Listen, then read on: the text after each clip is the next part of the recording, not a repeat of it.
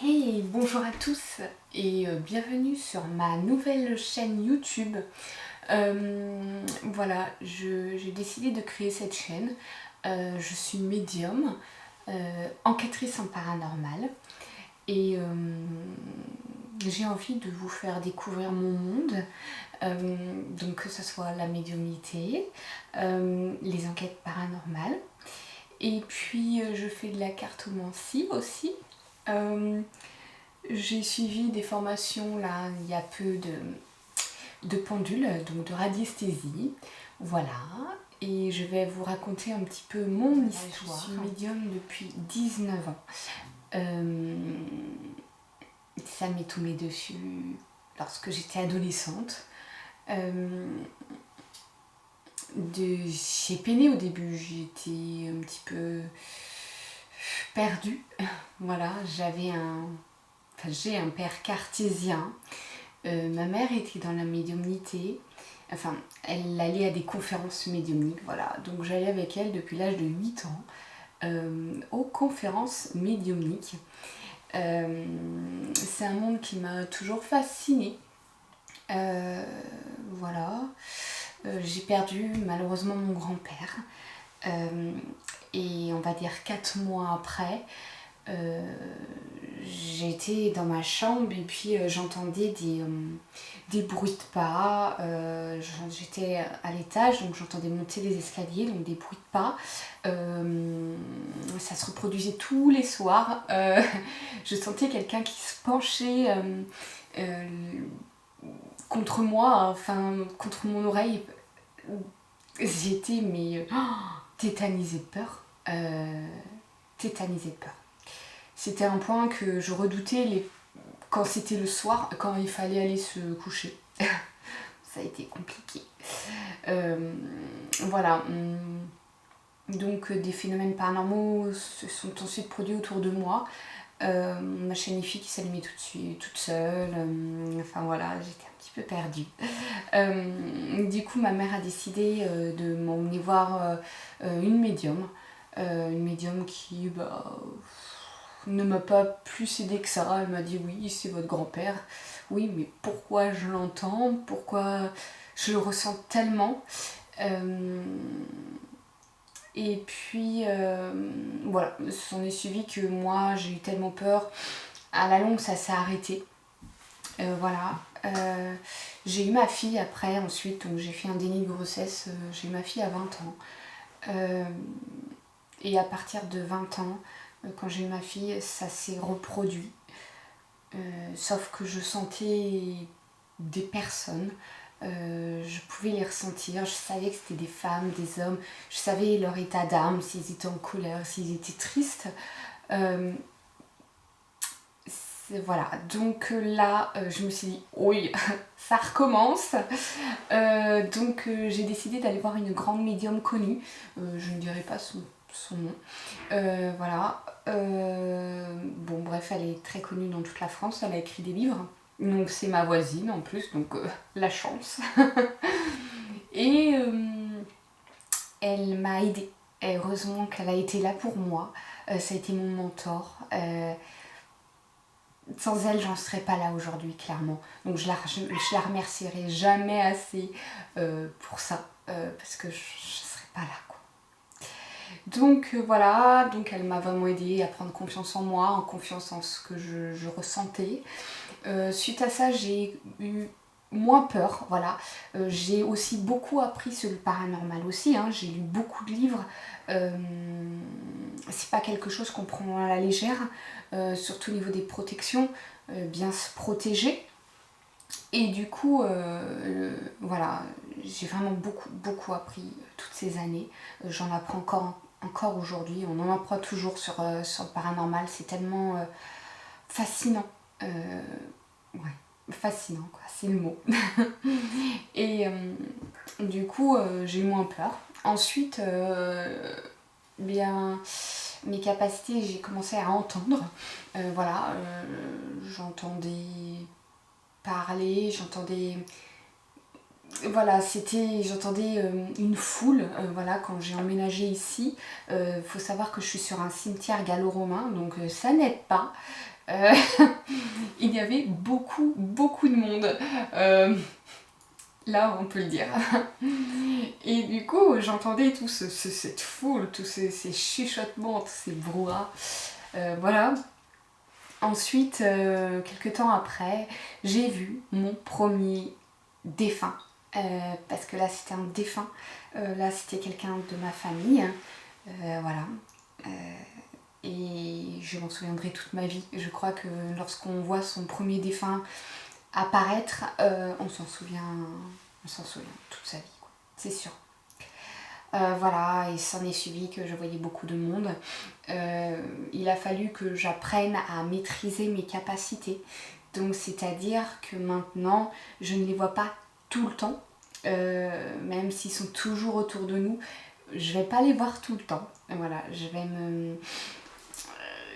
me fermer, on va dire, hein, fermer les écoutilles, fermer les oreilles.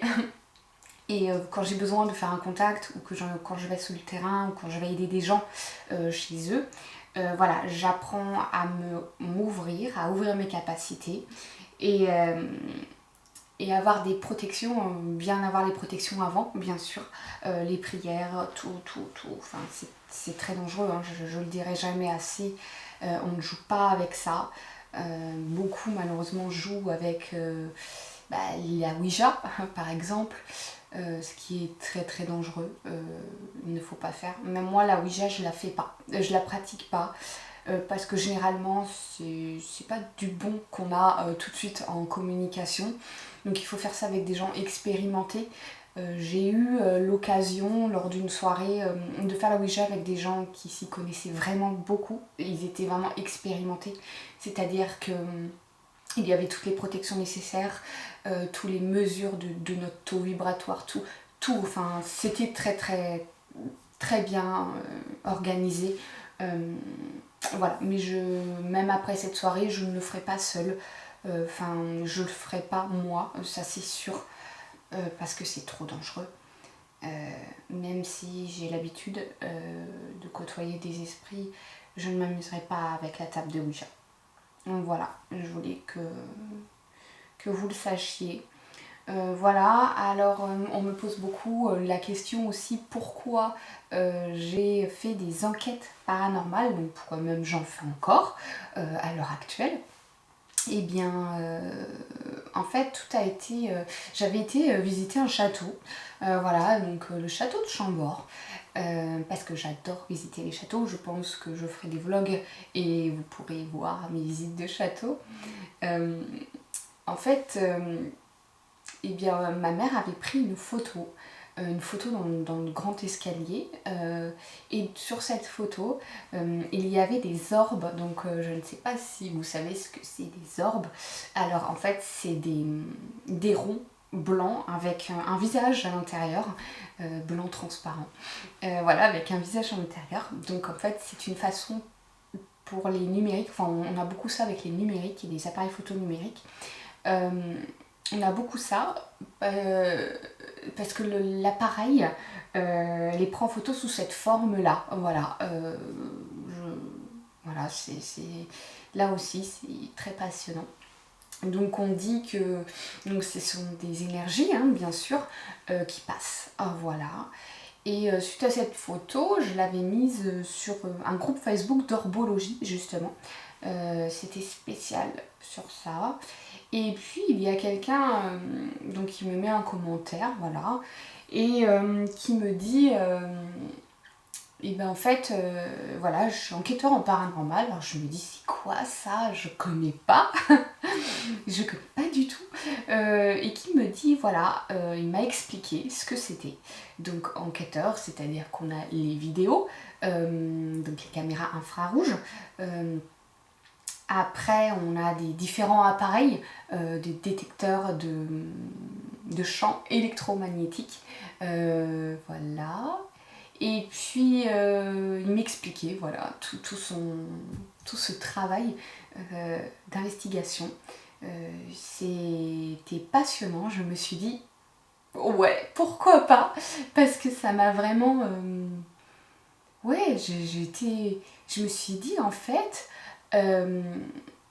mes capacités, si, donc c'est pas évident parce que étant que médium, on peut nous prendre pour une folle. Moi, il faut savoir que personne n'était au courant au début, à part mes parents, c'est tout.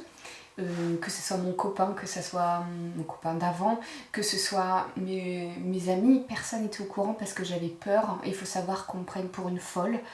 C'est quelque chose où on se dit mais non en fait ça vient de nous, on est fous et on va nous prendre pour des fous quoi, clairement.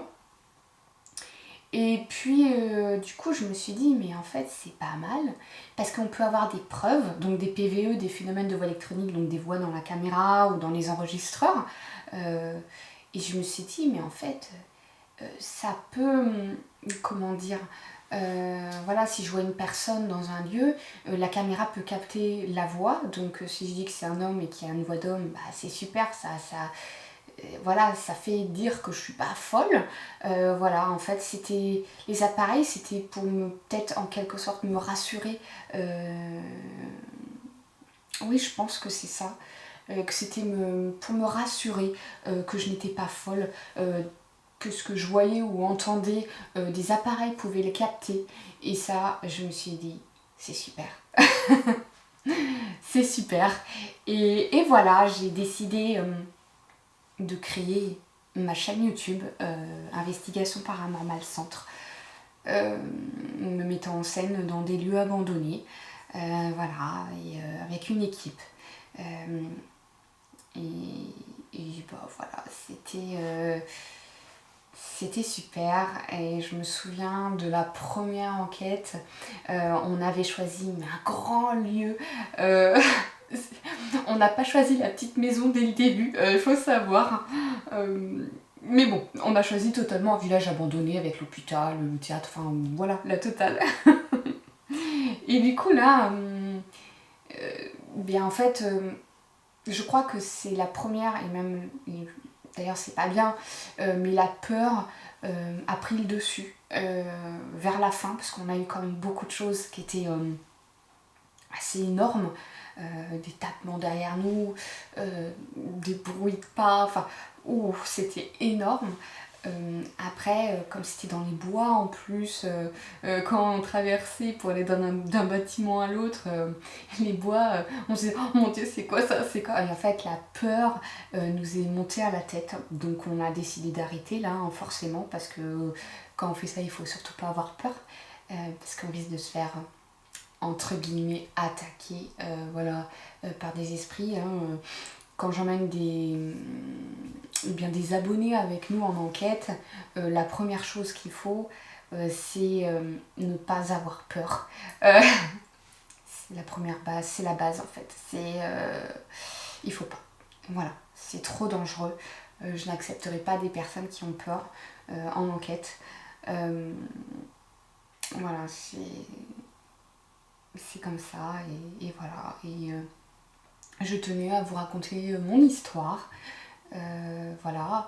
Là, je suis auto-entrepreneuse de vente de pierres naturelles. Donc, je fais surtout des créations de pierres naturelles. Il faut savoir que mes pierres sont certifiées, bien contrôlées par les labos pour que ça soit des vraies pierres, pour vendre vraiment des vrais, qui ont des effets sur la santé, sur tout. Et voilà, je me suis lancée dans cette aventure depuis fin l'année dernière. J'ai fait formation, hein, bien sûr, j'ai ma formation, mon certificat de lithothérapie, voilà, ça s'appelle la lithothérapie, le soin par les pierres.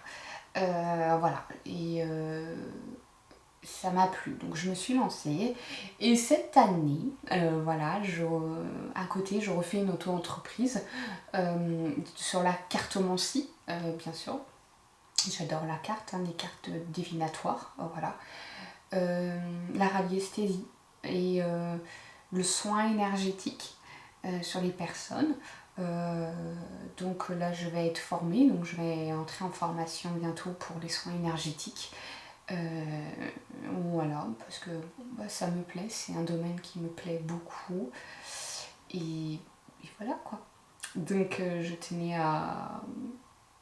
à vous dire un petit peu ma vie, voilà, et faire des vlogs sur ma vie quotidienne, la vie d'une médium. Après je pourrais pas tout filmer parce que quand je vais chez des particuliers, parce que depuis mon passage à la radio, j'ai beaucoup de particuliers qui m'appellent. Et donc je ne peux pas filmer chez les particuliers, j'en suis désolée. J'essaierai de vous faire des petites vidéos avant et après pour vous raconter un petit peu ce qui s'est passé. Voilà, et puis je vous ferai aussi des vidéos sur mes expériences avant paranormales, voilà, sur les expériences que j'ai eues. Voilà, j'ai beaucoup de choses à vous dire, croyez-moi, donc on va pas s'ennuyer. Voilà, bon, bien, merci de m'avoir écouté. J'espère que cette vidéo vous aura plu. N'hésitez pas à vous abonner, à liker. Et puis, je vous dis à très bientôt pour de prochaines vidéos. Ciao, ciao!